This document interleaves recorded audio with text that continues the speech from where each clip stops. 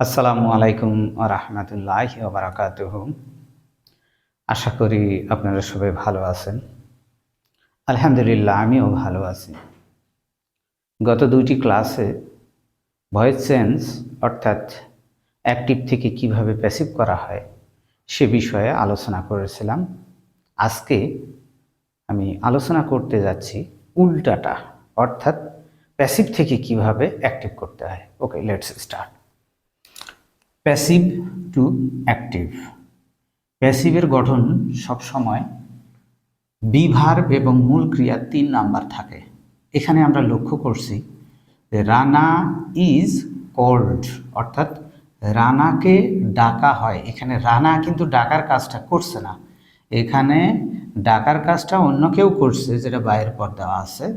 আর এখানে রানাকে ডাকা হয়, অর্থাৎ এটা এসেছিল অবজেক্ট থেকে। এই কারণে রানা এই কাজটা করছে এমন নয়, রানাকেই ওই কাজটা করা হচ্ছে। অর্থাৎ এখানে রানা নিজে কাজটা করছে না, কিন্তু আছে প্যাসিভের গঠন।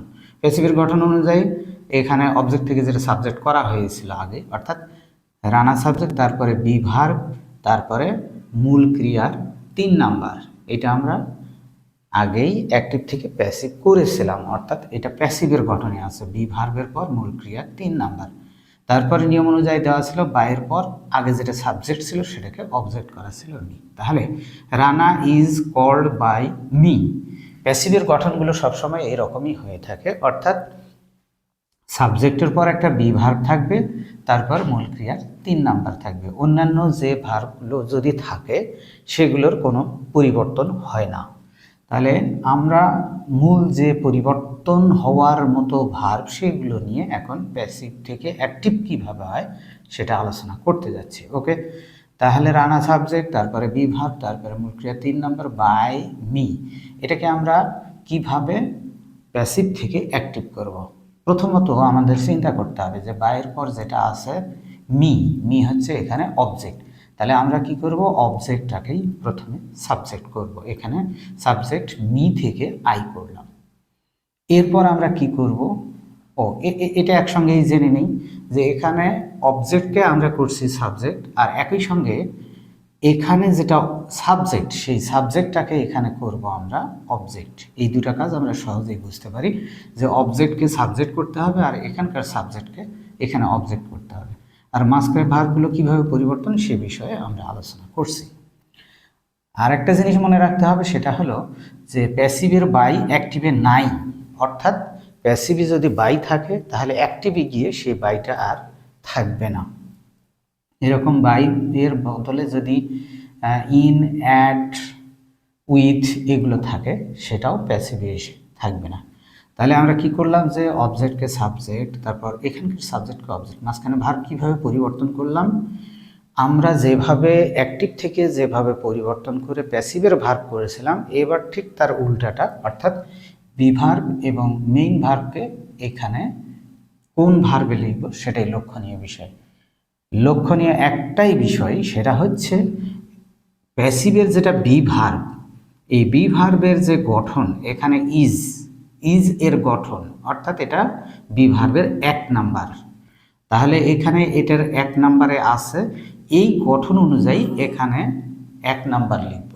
তাহলে কিভাবে লিখব, এখানে ইজকে আমরা কল লিখলাম, তাহলে কলটা কোথায় পেলাম, আসলে বি ভার্বের গঠন অনুযায়ী মেইন ভার্বের যে ৩ নাম্বার, এই ৩ নাম্বারকে আমরা এখানে ১ নাম্বার করলাম।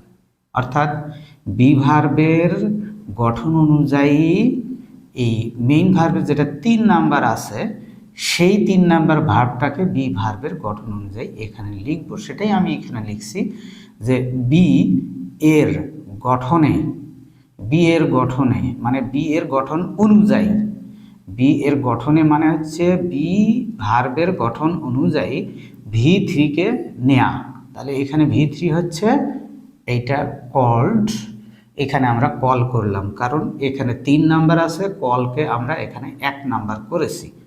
এই ১ নাম্বার কেন করেছি, কারণ এখানে প্যাসিভে যেটা বি আছে ১ নাম্বার, এই বি এর কারণে এটাকে ১ নাম্বার করলাম, V3 কে ১ নাম্বার করলাম। তাহলে চেঞ্জটা কিভাবে হলো, প্রথমে আমরা বাইয়ের পর যে অবজেক্ট উইথ বাই অ্যাট, এটার পর যে অবজেক্ট, সেই অবজেক্টকে সাবজেক্ট করলাম। তারপর এখানে বি এবং ভি3 এটাকে এখানে বি এর গঠন অনুযায়ী মেইন ভার্বটার থ্রিটাকে এখানে লিখব। তারপরে এখানে যেটা সাবজেক্ট সেটাকে এখানে বসাবো। তাহলে এখানে কি হলো, Rana is called by me, আর এখানে হচ্ছে আই কল রানা। এটাতে ছিল অর্থটা যে রানা আমাকে দিয়ে ডাকা হয়, অর্থাৎ আমার দ্বারা রানাকে ডাকা হয়, আর এখানে আমি রানাকে ডাকি, এটা অর্থটা বোঝায়। তাহলে প্যাসিভ থেকে ঠিক এইভাবে অ্যাক্টিভ করতে হয়। আর একটা আমরা উদাহরণ দেখব, যেমন রাইস, প্যাসিভ, এটা passive, rice is eaten by me. এটা যখন আমরা অ্যাক্টিভ করব তখন হবে কি, আই, এখানে বি ভার্ব আছে, বি ভার্বের গঠনে ইটেন ভার্বটাকে লিখব। তাহলে ইটেনের 1 নাম্বার লিখব, কারণ এখানে বি ভার্ব 1 নাম্বার আছে। তাহলে ইটেনের 1 নাম্বার হচ্ছে আই ইট, তারপরে এখানে অবজেক্টটাকে এখানে সাবজেক্ট করব, আই ইট রাইস। তাহলে এইভাবে সহজেই আমরা যে কোনো প্যাসিভ ভার্বকে অ্যাক্টিভ ভার্বে পরিণত করতে পারি। এগুলো হচ্ছে আমি যেটা দিয়েছি শুধু প্রেজেন্ট ইনডিফিনিট টেন্সের গঠন। ঠিক অন্যান্য যে টেন্সের গঠনগুলো আছে তাতে যে ভার্বগুলো বা হেল্পিং ভার্বগুলো আছে সেগুলো সবগুলোই একই রকম থাকবে। হয়তোবা যেমন হতে পারে এমন যে উপরে হ্যাভ আছে, নিচে হ্যাজ হলো, সাবজেক্ট থার্ড পারসন সিঙ্গুলারের কারণে, অর্থাৎ পরিবর্তিত যে সাবজেক্ট আসবে সেই সাবজেক্টের পরিবর্তনের কারণে হ্যাভকে হ্যাজ, হ্যাজকে হ্যাভ হতে পারে, কিন্তু সেইগুলোই থেকে যায়। অর্থাৎ এই বি ভার্ব মেইন ভার্বের 3 নাম্বার, এটাকে মেইন ভার্বের 1 নাম্বার করতে হয়। আর 1 নাম্বার করার কারণ হচ্ছে বি ভার্ব 1 নাম্বার। এখানে যদি বি ভার্ব 2 নাম্বার থাকতো তাহলে এখানে মেইন ভার্ব 3 নাম্বারকে এখানে 2 নাম্বার করতে হতো, যদি 2 নাম্বার বি ভার্ব থাকতো। ঠিক এইভাবে বি ভার্বে 3 নাম্বার থাকলে এখানে 3 নাম্বার করতে হয়। তো যাক, অন্যান্য যে হেল্পিং ভার্ব সেগুলো একই রকম থাকে। এইভাবে আমরা প্যাসিভ থেকে অ্যাক্টিভ করতে পারি। এইভাবে আমরা যদি সহজে বুঝতে পারি আর সহজ উদাহরণগুলো যদি আমাদের কাছে মানে কঠিন মনে না হয়, তাহলে অন্য যে ধরনের পরিবর্তনগুলো আছে যতই, সেগুলো আমরা খুব সহজেই মনেও রাখতে পারবো। আর একটা জিনিস, এই ধরনের অর্থাৎ সাবজেক্ট, অবজেক্ট এবং ভার্ব, এই পরিবর্তন মানে এইগুলো ছাড়া অন্য অতিরিক্ত যদি কিছু থাকে তাহলে সেইগুলোকে যেখানে থাকে সেখানেই লিখতে হয়।